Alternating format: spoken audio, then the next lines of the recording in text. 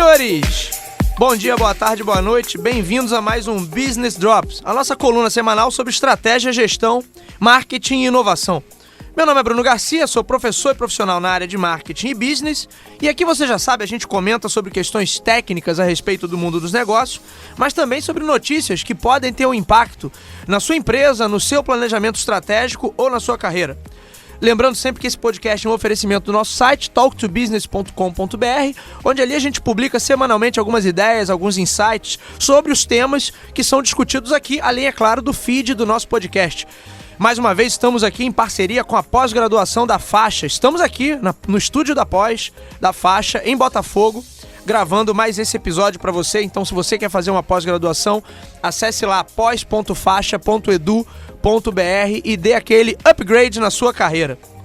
E hoje nós vamos comentar sobre um tema um tanto quanto complexo, pelo menos para minha mente, a minha pobre e mortal mente, que são algoritmos, filtros e capitalismo cognitivo. Olha aí. Para isso eu não poderia estar aqui sozinho, né? Tive que trazer um convidado, um cara super especializado nisso, que é o doutor Diogo Duarte, que apesar do doutor ainda não é doutor, é doutorando, né, Diogo? Exato. Diogo, seja bem-vindo ao Business Drops. Diga aí quem é você, pai da Sofia. Isso, esse é o meu mais recente título e as pessoas comumente agora me chamam assim, pai da Sofia, já esqueceram meu nome, o resto é complementar. Esqueceram o que você faz, esqueceram de toda a sua trajetória, agora é pai da Sofia. Verdade. E acabou-se. Bom, Diogo, você hoje leciona na área de marketing, design, comunicação também, sim, né? Sim, eu trabalho bastante nesse tripé aí, já tem bastante tempo, outro dia foram 10 anos aí já de carreira acadêmica, sempre mais ligado à publicidade, ao marketing, ao design, e agora, desde o mestrado, né, em ciência da informação, agora no doutorado, trabalhando algumas questões aí relacionadas a algoritmos, internet de modo geral. Uhum. Então vamos para começar do começo. Bom, qual seria o conceito hoje de capitalismo cognitivo? Bom, o que a gente chama hoje de capitalismo cognitivo veio do que a gente chama de da evolução do trabalho pós-fordista, né? Ou seja, saiu daquele esquema de industrialização e aí a informação e conhecimento passaram a ser as grandes fontes de geração de valor, né? E aí a gente teve na comunicação, no marketing, no design um grande ganho de foco, né? A partir dessa produção, onde você passa a gerar valor a partir de simplesmente informação, dados, conhecimentos. Ou seja, a mente humana, a criatividade passa a estar muitas vezes aí no centro dessa geração de valor. Basicamente é isso, é o contexto em que a gente se insere atualmente. Legal. E como isso impacta no nosso dia a dia enquanto profissionais e principalmente na abordagem que as empresas fazem a partir do momento que a principal matéria-prima para entregar valor é justamente essa informação, quer dizer, os dados e o conhecimento que se cria a partir disso. E aí você fala também de algoritmos, né, de Sim. filtros, que é tudo hoje. A gente fala muito de algoritmos sem saber o que é, né? Verdade. O que é um algoritmo? Bom, vamos lá. Você que é o A gente pode... apesar de eu não ter nenhuma formação algoritmo. em TI, nem em ciência da computação, nem nada do tipo, a gente pode definir os algoritmos como uma sequência de ações executáveis, né? A gente usa muito a metáfora da receita do bolo. Então você bota uma receita lá e é como se, obviamente, a partir da computação você executasse essa série de instruções ou algo do tipo para resolver algum tipo de problema, né? Tem um filme bem bacana que é o filme que mostra a história do Alan Turing, né? Que é o Jogo da Imitação, que fala muito de como isso surgiu, né? Na época para desvendar lá, para tentar craquear e decodificar as máquinas alemãs lá que mandavam as informações na época da guerra. Como é que é o nome do filme? É o Jogo da Imitação. O Jogo muito da bom, Imitação. muito bom. É com o cara que fez o Doutor Estranho. Eu não vou lembrar o Benedict Cumberbatch. Eu não sei, eu não lembro exatamente a pronúncia, mas é um excelente ator.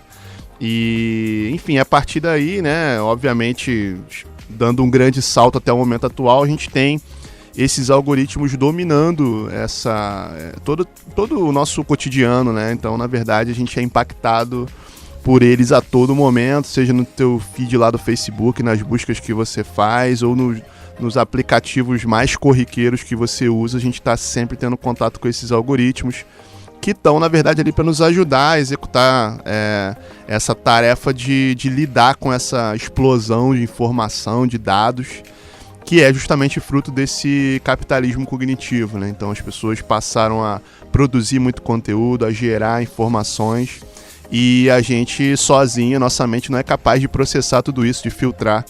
Então a gente se vale desses assistentes inteligentes aí, que ao mesmo tempo coletam nossos dados para melhorar os dados e as informações que eles vão apresentar pra gente da próxima vez. Basicamente melhorar a performance em vendas? Sempre melhorar a performance, seja em vendas. A gente tá num contexto capitalista, né, como a gente falou. Então, quando você faz uma busca no Google, por exemplo, obviamente ele está querendo te mostrar os melhores resultados, mas ele também está ali armazenando seus interesses, né? Isso faz parte do modelo de negócio dos caras. Então, em algum momento, isso pode ser usado contra você, vamos dizer assim, no tribunal. E hoje a gente poderia dizer, a principal ferramenta dentro do marketing, dentro da esfera do marketing, para captar a atenção ou despertar o interesse das pessoas, do consumidor de maneira geral, sempre foi a comunicação. Hoje a gente poderia dizer que, de alguma maneira, os algoritmos e os filtros, porque a gente usa essas plataformas digitais o tempo todo, Sim. Esses algoritmos são talvez até mais responsáveis por esse impacto que as empresas geram, porque eles são talvez a principal força ali a te entregar alguma coisa, a te mostrar ou te direcionar para alguma coisa? Sim, sem dúvida. O próprio algoritmo passa a ser hoje, sem dúvida, um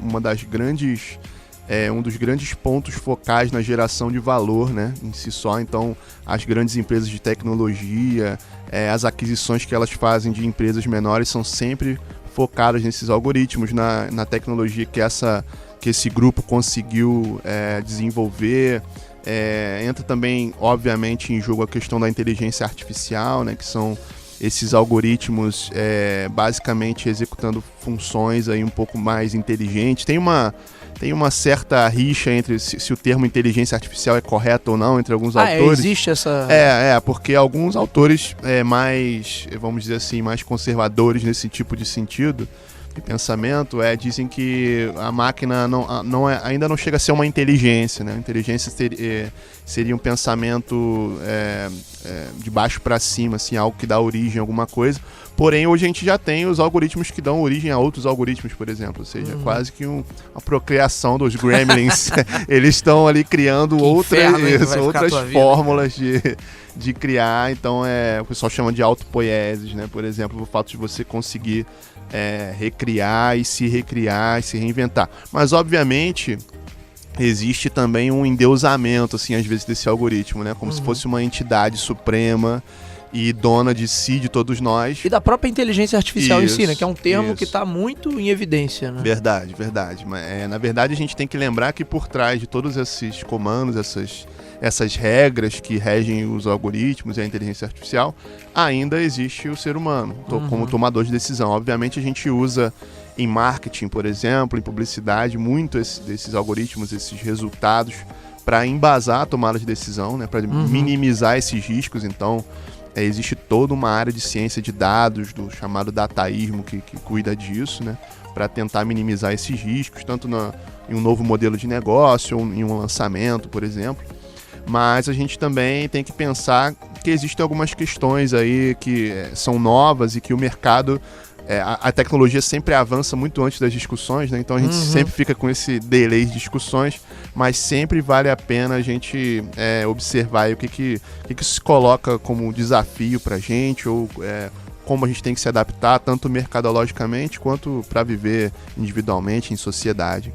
A gente poderia dizer que a partir de agora a gente está entrando numa era em que essas plataformas vão ser mais determinantes para a tua interpretação e para a visão de mundo que o indivíduo desenvolve do que a mídia de massa, como era, sei lá, na época auge aí da mídia de massa, sei lá, anos 50, anos 60, anos 70, sem dúvida. Até anos 80, né? A gente poderia colocar aí. Sem dúvida.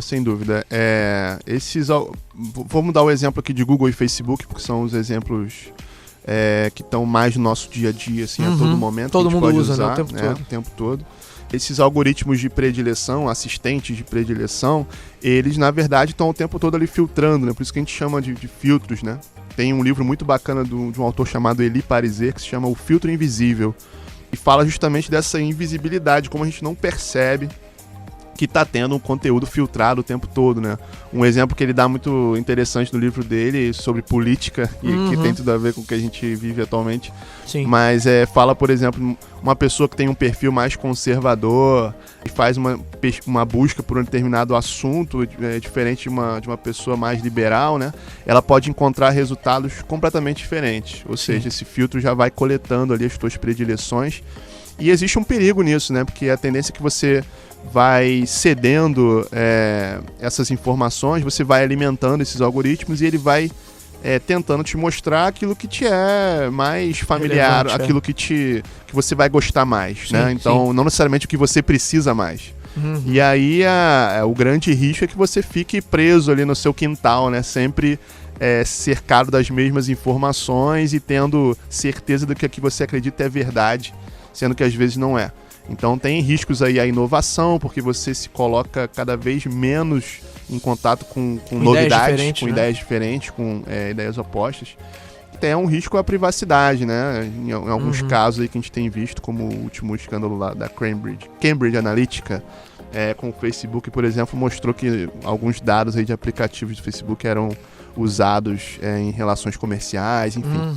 Mas é um novo mundo, a gente está se adaptando tanto mercadologicamente quanto pessoalmente nisso aí.